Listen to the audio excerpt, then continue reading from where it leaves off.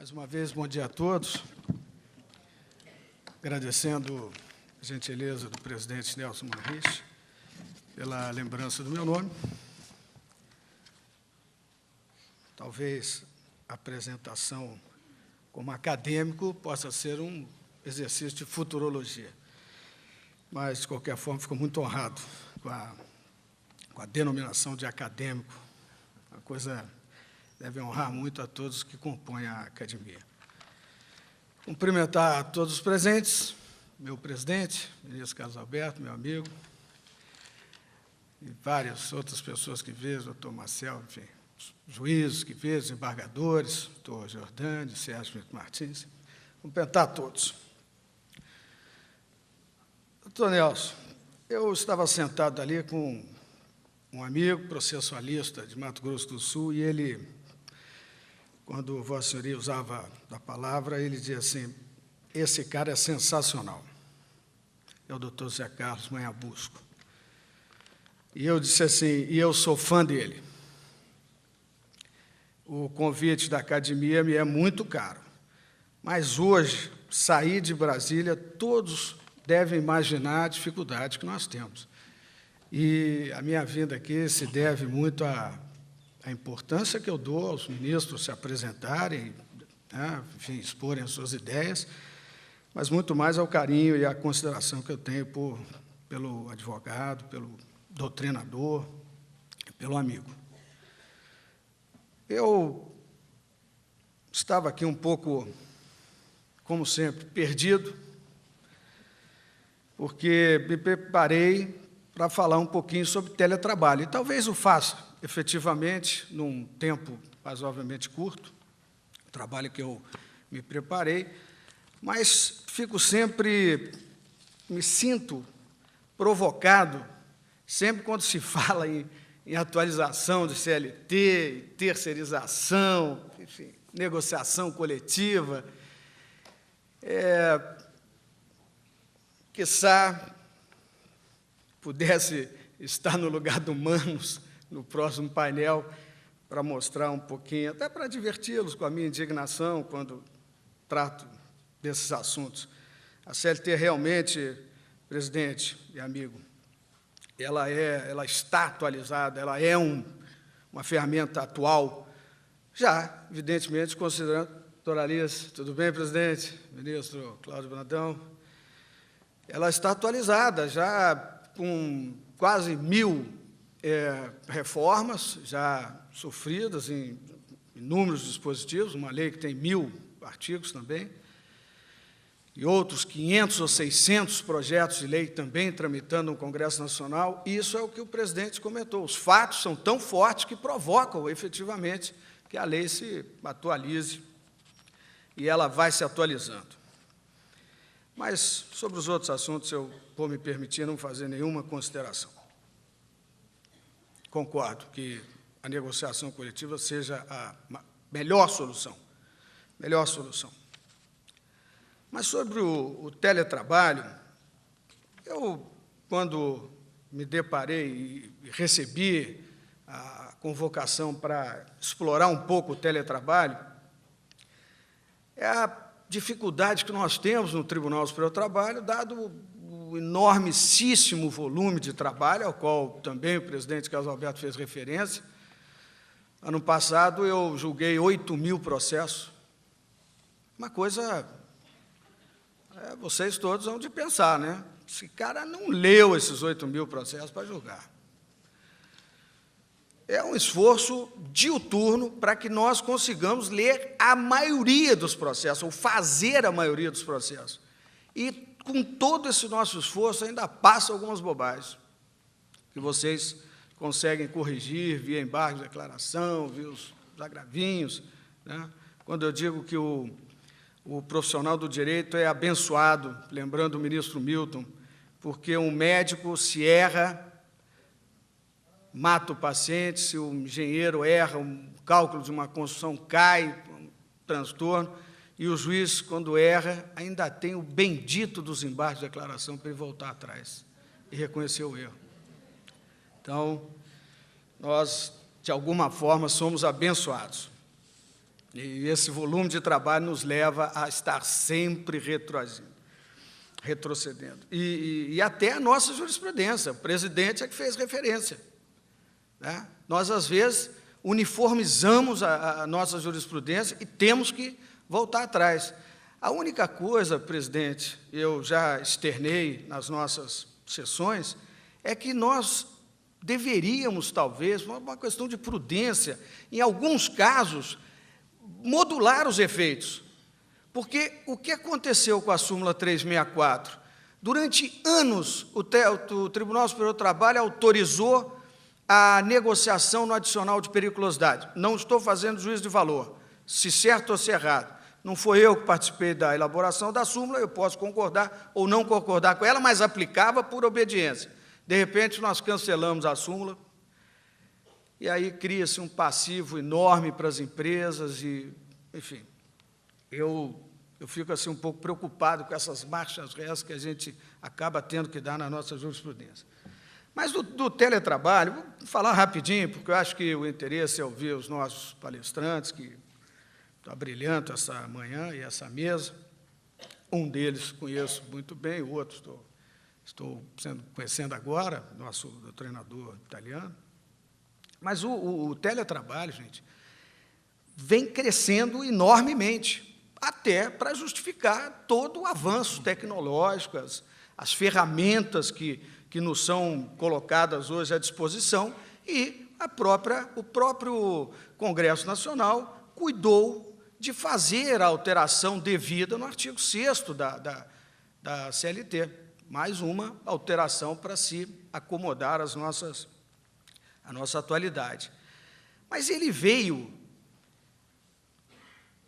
timidamente tratado como realizado à distância, e daí começou a criar problemas para a Justiça do Trabalho na interpretação desse dispositivo. Eu, ultimamente, tenho tratado muito do direito desportivo. E uma vez estava com um relator que fez um trabalho espetacular sobre quando elaborou a reformulação, a atualização da Lei 9.615, que muitos conhecem como Lei Pelé, e eu fiz 3 ou 4 questionamentos no meu gabinete a ele, e ele falou assim: olha, ministro, infelizmente, do Congresso sai o possível. Eu digo: pois é, deputado, então, o trabalho que é de vocês passam para a Justiça do Trabalho para que nós resolvamos esse processo. É o problema de vocês. Vocês têm que fazer uma lei bem feita, clara, transparente, né? E essa parece que vai ser outro problema para a Justiça do Trabalho, e trago a reflexão dos senhores, né? As características principais, né? Eu colhi aqui de vários artigos que li, de vários trabalhos. A professora Emília Simeão, por exemplo, ela trata teletrabalho em telecentros, teletrabalho em domicílio, teletrabalho nômade, teletrabalho transacional. Ela vai elencando uma série de possibilidades de se observar esse teletrabalho. E também colhi dos trabalhos que li, que ele pode ser realizado em período integral ou em parte do tempo dispensado ao trabalho em uma empresa. Então, a gente vai vendo que é uma novidade, né? Esse trabalho, o teletrabalho, como ele hoje é concebido, e é uma coisa inexorável, veio para ficar, vai ficar, é necessário que fique, como a terceirização, mas não vou falar da terceirização, não vou falar. Então, nós temos que, já que ele veio, nós temos que cuidar de regulamentar essa questão, né? Como devemos ter o cuidado de regulamentar a terceirização, mas não vou falar de terceirização.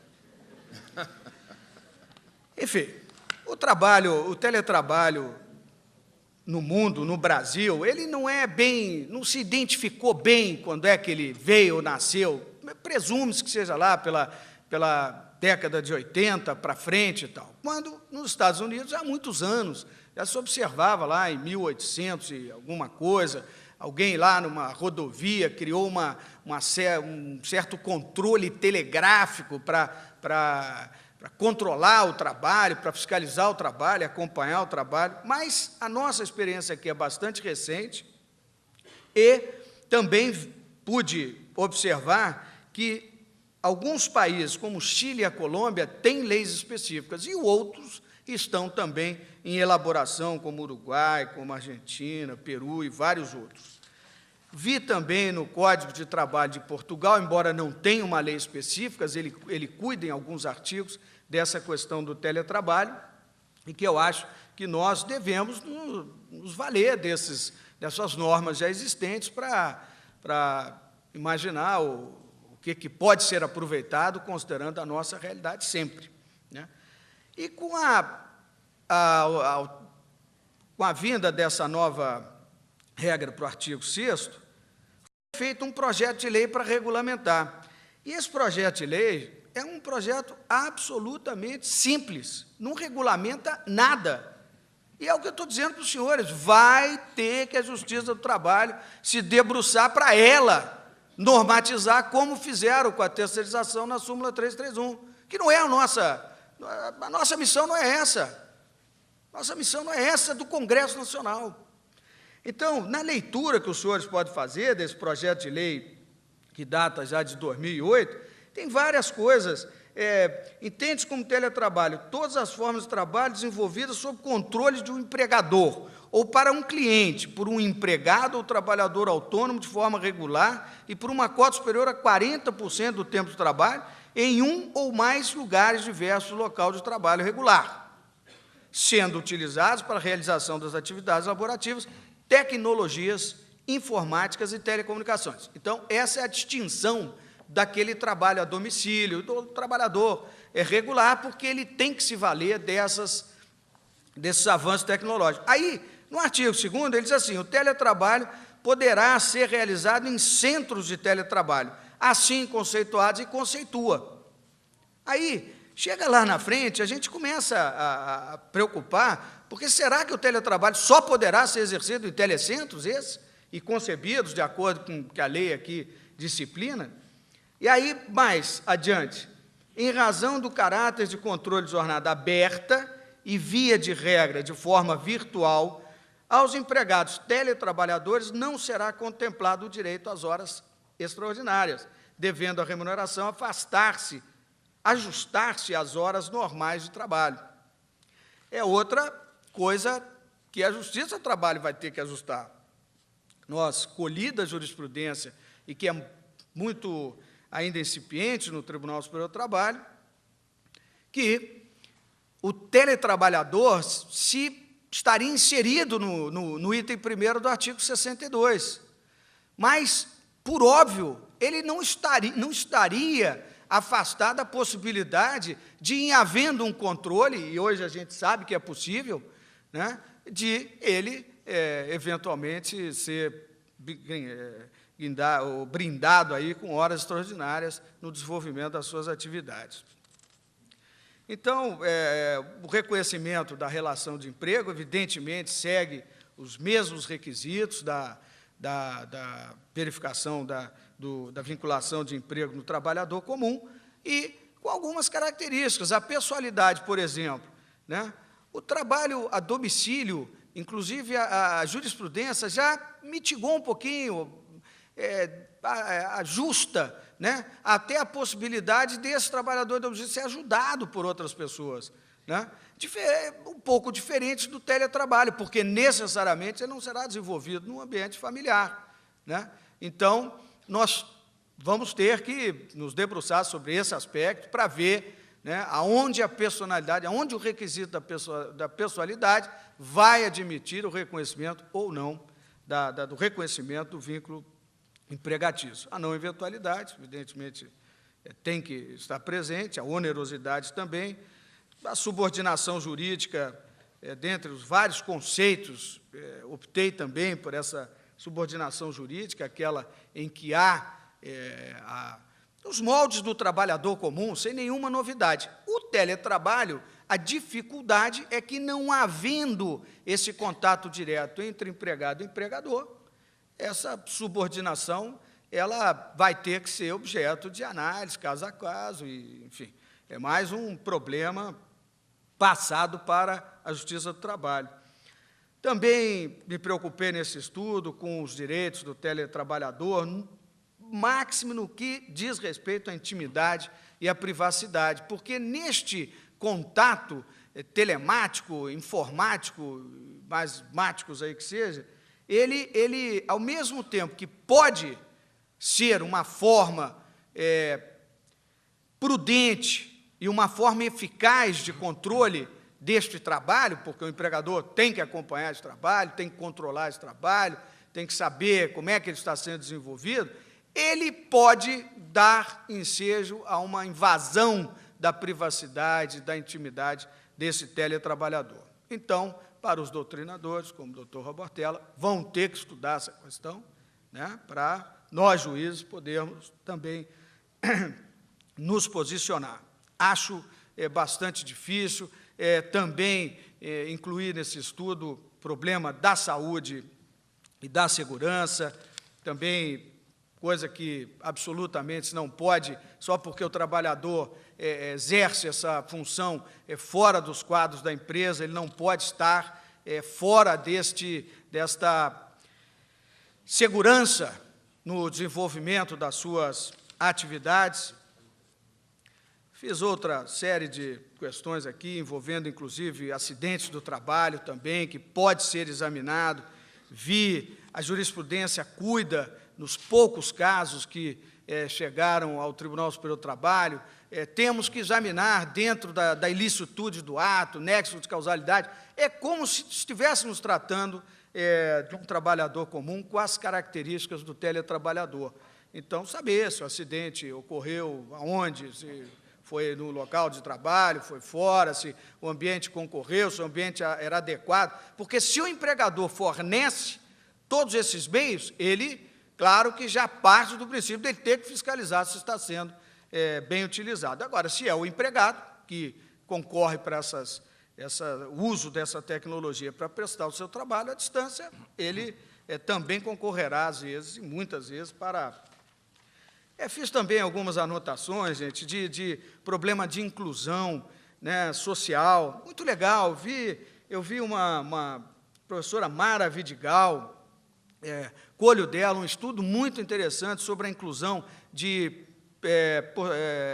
cidadãos portadores de deficiência, a sua inserção no mercado de trabalho, porque, às vezes, a dificuldade de se deslocar, de ir à empresa, né, tudo isso, e além de outros que estariam por idade também, os deslocamentos, o trânsito, complicaria, essas pessoas estão sendo absorvidas, até pela sua grande experiência, pelo seu conhecimento acumulado da vida, né?